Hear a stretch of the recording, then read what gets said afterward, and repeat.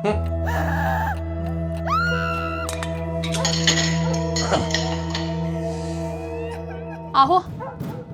अहो तुम्ही कोणी ओरडल्याचं ऐकलं का? म्हणून तो उठून बसलो ना. मला वाटलं तूच ओरडलीस. कोण कोण ओरडत असेल हो?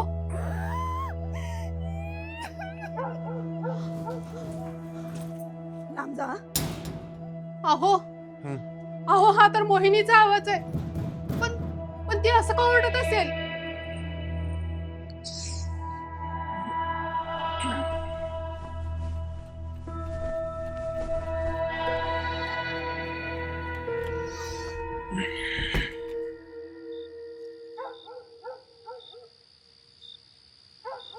काय झालं? काही दिसतंय का?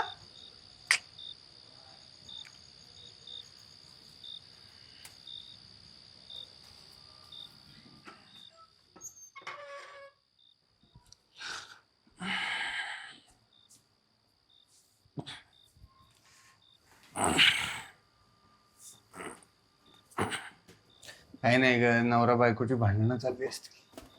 झोप तू, झोप झोप. लाईट बंद कर.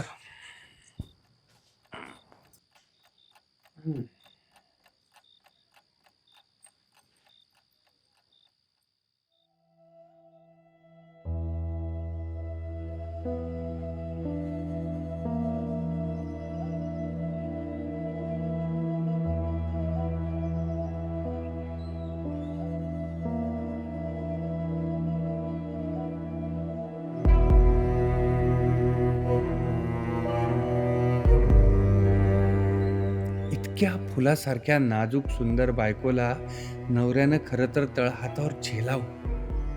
आणि हा आमचा शेजारी हिच्याशी भांडतोय काय? काय भानगड आहे काय कळत नाही नाही.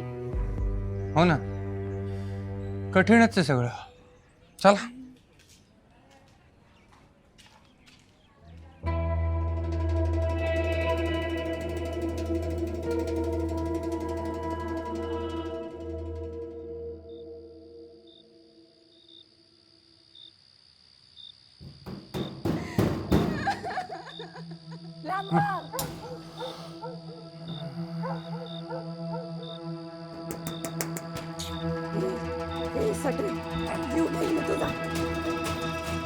अहो तुमच्या एक गोष्ट लक्षात आली आहे का?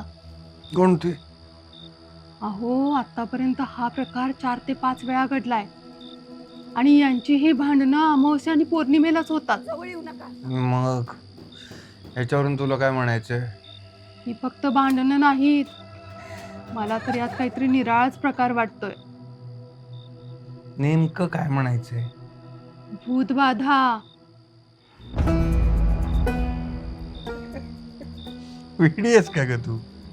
त्या मोहिनीसारख्या बाईला असले काही प्रकार होणार नाहीत. तुमचा विश्वास बसो ना बसो, पण मला यामध्ये दुसरी काही शक्यता वाटतच नाही. आणि भूतबाधा नसेल ना तर नक्कीच तिच्या अंगात येत असणार.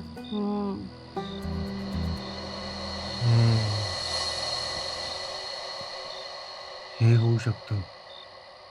माझे बाबा मला नेहमी म्हणायचे, बायकांच्या अंगात असतंच, पण ते कधी कधी जास्त येतं. तुम्ही असं कसं म्हणता हो? असू शकतात ना अशाही काही गोष्टी. चल, हे सगळे प्रकार बोगस असतात आणि मी हे सिद्ध करून दाखवू शकतो. असं ते कसं काय? त्या मोहिनीच्या अंगात येते हे फक्त कळू दे. हा प्रकार रातोरात बंद करीन मी. तो कसा? ते आत्ता नाही सांगणार, आधी करून दाखवेन आणि मग सांगायची गरजच नाही. झोप आता. भूतबाधा.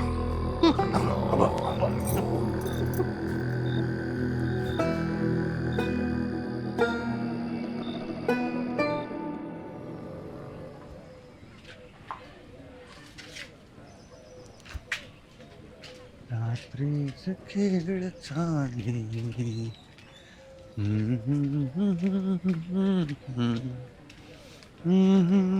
Good morning. Good morning. चहा घेऊया का आपण? चहा? हा, चला. जरा बोलायचं होतं तुमच्याशी. म्हणून तुम्ही घरातनं बाहेर पडायची वाट पाहिली. म्हणजे म्हणजे तुम्ही घरातनं बाहेर पडलात, हम्म. तुम्हाला गाठायचं म्हणून मी बाहेर पडलो. तसं तुम्हा दोघांना आमच्या घरी चहाला बोलवायचंच होतं, हम्म. पण आमच्याबद्दल तुमचे काय ग्रह झाले. का बरं? वाईट ग्रह होणे इतकी ओळख नाही झालेली आपली, नाही का? नाही, मला आहे कल्पना, पण आमच्या घरी जो काही गोंधळ सुरू असतोय त्याचा तुम्हाला त्रास होत असेल ना. जरा सांभाळून घ्या. कुठं तक्रार करू नका. याच्या आधीची जागा पण आम्हाला यासाठीच सोडावी लागली होती. नाही नाही नाही, त्रास असा नाही हो. पण खरं सांगू का, आम्हा सर्वांनाच प्रचंड कुतूहल आहे या सगळ्या प्रकाराचं. नाही, साहजिकच आहे, असणारच. म्हणूनच आज गाठलं, म्हणजे खुलासा करायचा. आमच्या मोहिनीला आहे ना बाधा आहे. काय? इम्पॉसिबल. काय बाधा वगैरे? माझाही विश्वास नव्हता, पण दुसरं काहीच नाही म्हटलं की हेच म्हणायचं. नाही, माझा खरं तर अजिबातच विश्वास नाही या सगळ्या प्रकारावर. माझाही बसत नव्हता, पण आईने योग्य वेळी दाखवून दिलं ना, त्यावेळी बसलं. असं काय करतात त्या अशा वेळी? तशी कुणाला ती त्रास देत नाही. मोहिनीच्या अंगात आलं ना, ती बेसुमार खाते, डबेच्या डबे फस्त करते, असेल नसेल तितकं दूध पिऊन टाकते, आणि कधी कधी तर आईच्या अंगावरती धावून जाते. असं वाटतं की मारून टाकते की काय. राग रंग दिसायला लागले की मी मधी पडतो, मग जरा थोडी शांत होते. मग का बरं एवढा राग? म्हणजे सासू सुनांचं पटतं ना, का सासूरवास आहे? अशक्य. काही काय बोलता. सॉरी, माफ करा, माझा तोल गेला. पण माझ्या आईसारखी मायोबाई ना कुठेच भेटायची नाही. तरी मी काय म्हणतो, काही दिवस आईंना जरा लांब ठेवून बघा बरं. आईला सोडून राहण्यापेक्षा ना मी मरण पत्करेन. मोहिनी बरी नाही झाली तरी चालेल, पण आई इथंच राहणार. आणि हे रोज होणारे प्रकार आहेत ना, आता फक्त अमावस्या पौर्णिमेला होतात. काही उपाय केलात का? अंगारे दुपारे, तंत्रमंत्र, डॉक्टर सगळं झालं. मी म्हणणाऱ्यां सुद्धा हात टेकलेत. आणखी एक उपाय करून बघाल? एक नाही, 1000 करेन. तुम्ही सांगाल ते करेन. कुणी आहे का ओळखीचं? मी स्वतः? काय सांगताय? म्हणजे काय, मला ह्या शास्त्रातलं गम्य आहे. मी सगळं ठीक करू शकतो, पण कुणाला सांगायचं नाही या एका अटीवर. काय ना, मला उगाच व्याप वाढवून घ्यायचे नाहीत माझ्या मागे. कबूल? हो, एकदम. आभार हा तुमचे. हो, काहीतरी चांगलं घडू तर द्या, मग माना आभार. बरं चला, मी येतो. हा. रात्रीचा आवाज झाला की दार वाजवी. हा, हो. काळजी करू नका, मी आहे ना.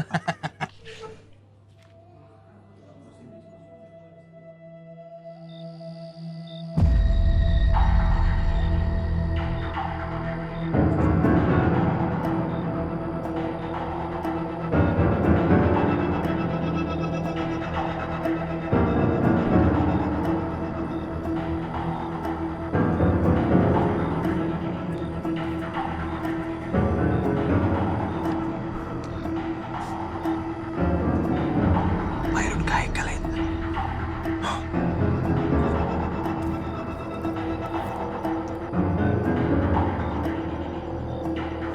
सांभाळून जा.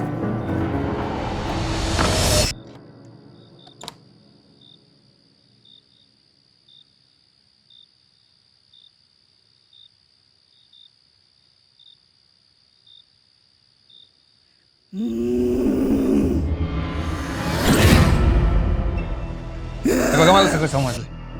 तुमची कीव आली म्हणून मी नाटक करून इथपर्यंत आलो. तुमचं हे अंगात येणं वगैरे सगळं थोतांडे कळलंय मला. काय करतो? समोर आला तर तुकडे पाडेन. मला सहानुभूती दाखवणाऱ्या माणसाशी तुम्ही असं वागता?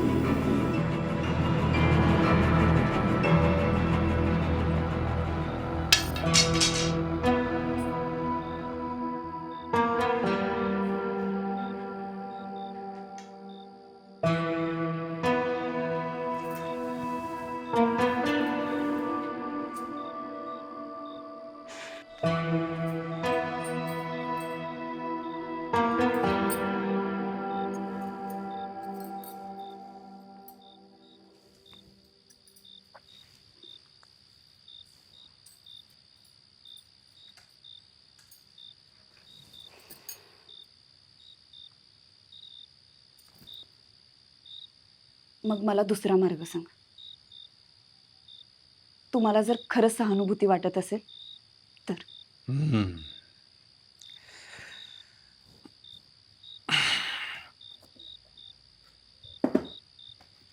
त्याआधी हा सगळा प्रकार काय आहे ते तर सांगा. ती बाहेर बसलेली बया, तिलाच विचारा ना. ती जर अशी अंगात आल्यासारखी वागली नसती ना, तर मला हा असा अघोरी उपाय करावाच लागला नसता. म्हणजे भयंकर छळते ती बाई मला. अहो, माझ्यावर जीवापाड प्रेम करणारा माझा नवरा आई बोलली की समोर बोलू सुद्धा देत नाही, आणि याच गोष्टीचा फायदा घेते ती सटवी. पण का? आमचं एकमेकांवर असलेलं प्रेम त्यांना सहन होत नाही. हिच्या नवऱ्याने हिचे हाल केले, म्हणून माझ्या नवऱ्याने मला त्रास द्यावा असं वाटतं ते, आणि हीच इच्छा पूर्ण करण्यासाठी ती माझं छळ करते. पण हाल करते म्हणजे नेमकं काय करते? मला खायला प्यायला नाही देत, दूध प्यायला नाही देत, दही खायला नाही देत, फ्रीजला कुलूप लावून ठेवते. सहन केलं आणि ज्यावेळेस असह्य झालं ना, मग आदळआपट सुरू केली घरात. एका हातानं फ्रीज उचलला, ओरडू लागली, म्हातारीला शिव्या पण घातल्या.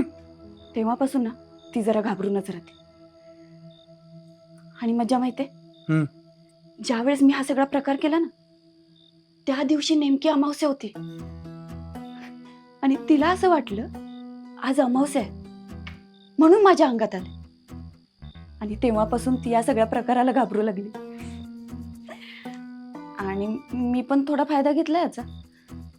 मी अजूनच विक्षिप्त वागायला लागले.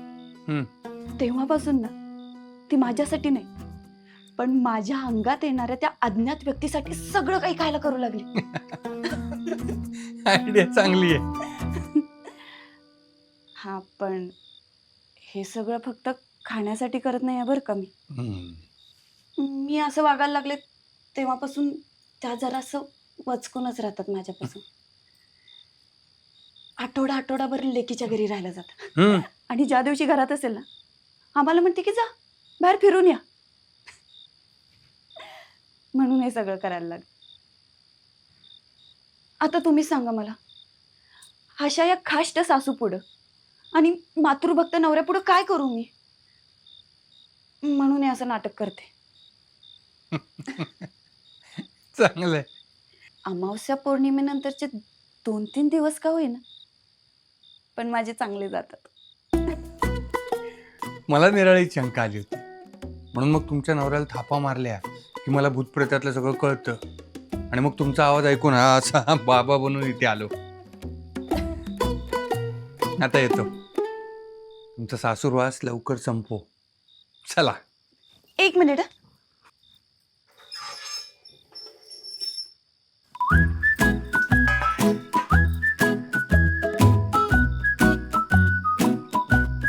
हे इतकं माझ्या एकटीच्यानं नाही संपायचं.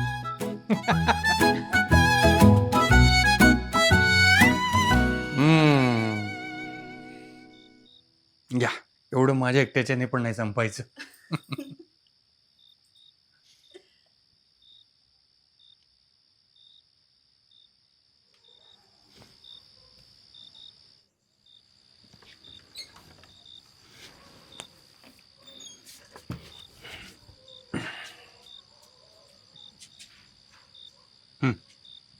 झालं तर आता शांता, काळजी करायचं काही कारण नाही. एकच गोष्ट सांगतो, जरा त्यांच्या मनासारखं होऊ द्या, म्हणजे सगळं सुरळीत होईल. आणि काय लागलं तर मी आहेच बाजूला. चला मावशी, चालू द्या.